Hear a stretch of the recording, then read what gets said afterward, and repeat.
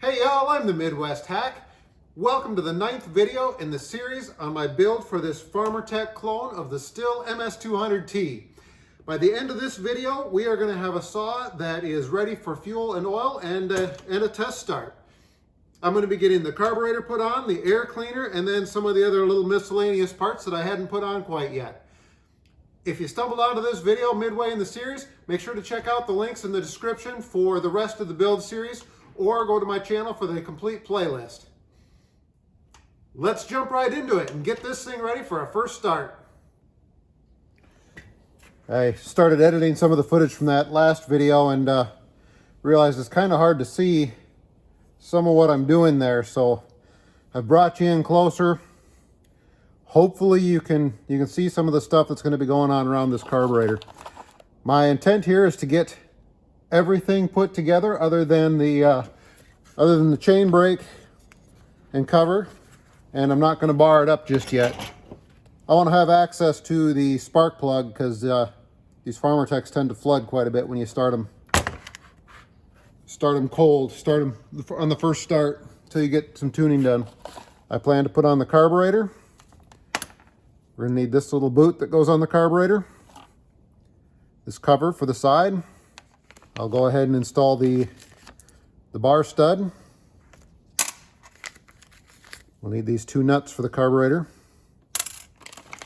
This bag labeled air filter cover has 3 pieces in it.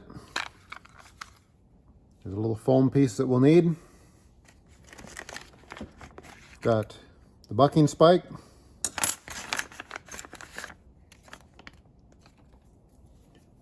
That bag also has the chain catcher and the little door to change from summer to winter modes. This bag with the ring for the back of the saw here also has a little screw that seems to be the one for that door to change from summer to winter.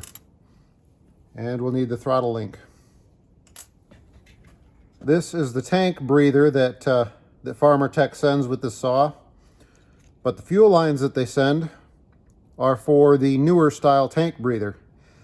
I've got the new style breather ordered, but mostly out of curiosity, what I'm going to do is install this tank breather and just kind of leave it lay up in here and see if the saw will run that way. I don't see any reason that it won't, but it's certainly not the right thing to do.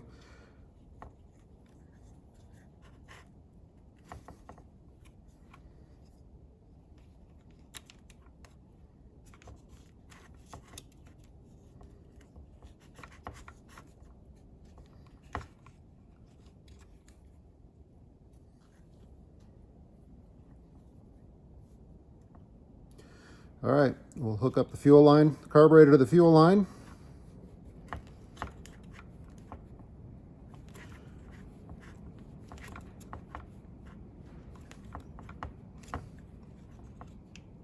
And you get the carburetor started over the studs. The throttle link goes in this way. Might be really tough to see down in there, but there's the orange link in the handle. Hook the throttle link on that.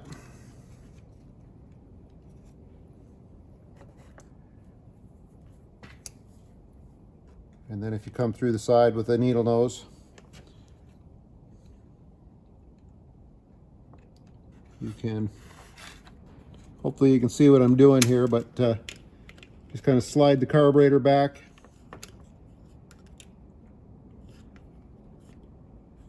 Until you can get this to line up.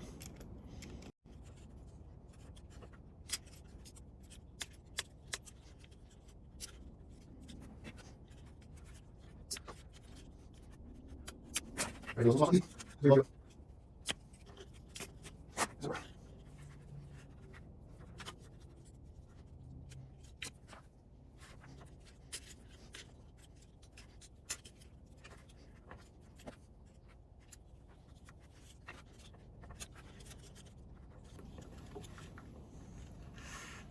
All right, I don't know if you can see that. I got that link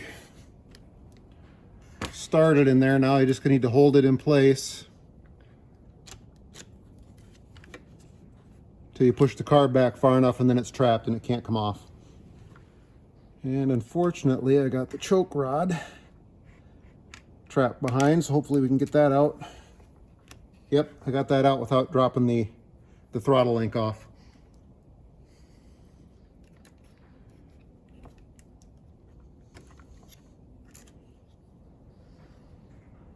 This rubber boot is probably easier to put on the carburetor before they put the carburetor in, but it can go in afterwards. Gives you a little bit more visibility to that throttle linkage to not have it on, but then you got to fight to get it on now, so it's really kind of whichever way you like to do it.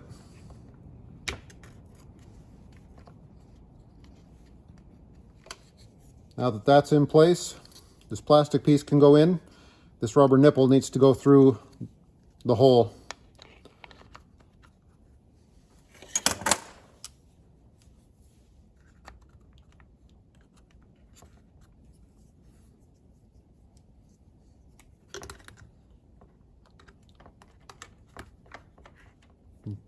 Start the nuts on the studs.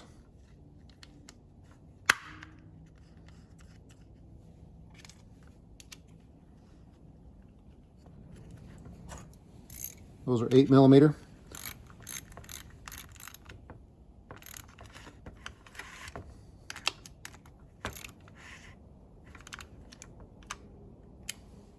This little foam block goes down here.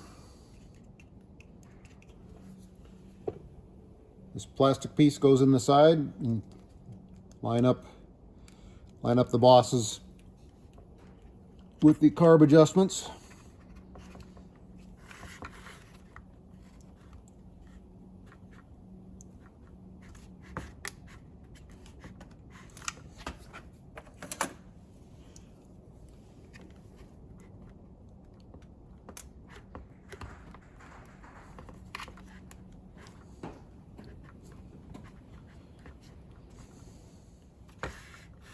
While I'm working right there, I will put this in.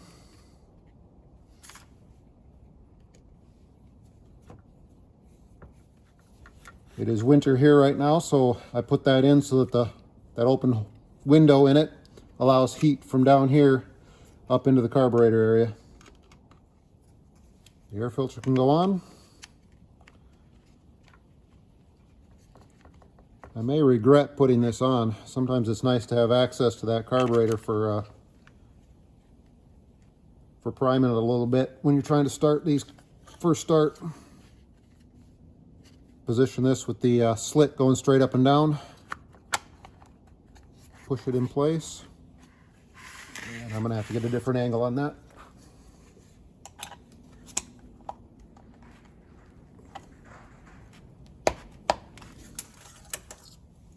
The bucking spikes and the chain catcher are going to go on next. The bucking spikes go on first, and the chain catcher goes over top. The same bolt holds both of them at the bottom. And those are the last two M5 by 16 screws that you should have left.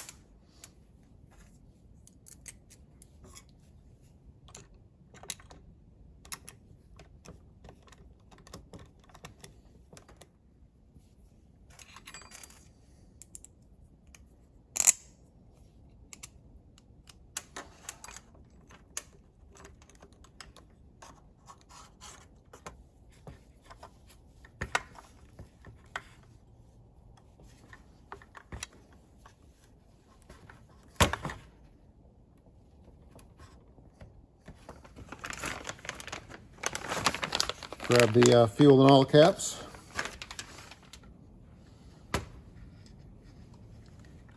There we go. I got that ball started in there.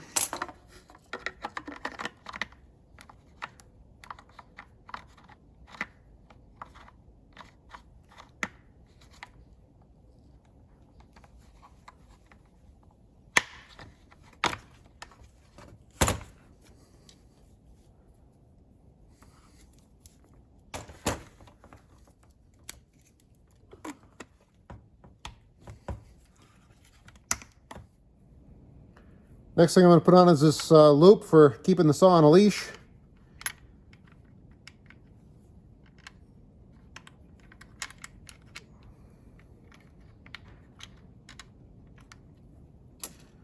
Now I couldn't find anywhere in the kit, this is supposed to use a P6 by 19.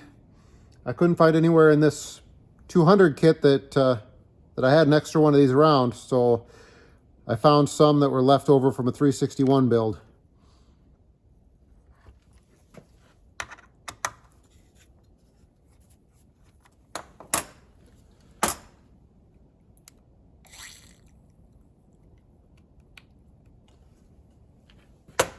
I'm a little gun shy after breaking this screw off, so when these start to get tight, I've been starting to be a little more careful.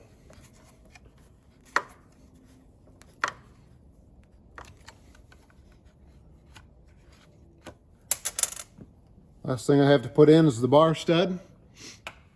I always Loctite these.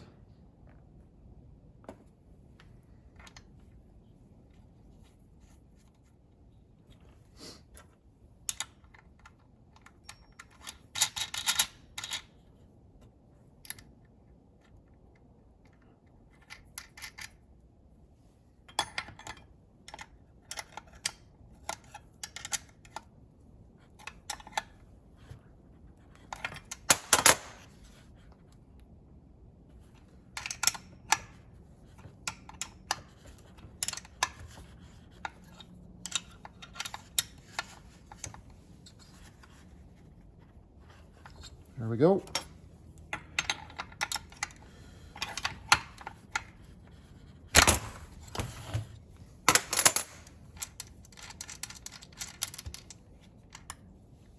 All right, I think that is everything.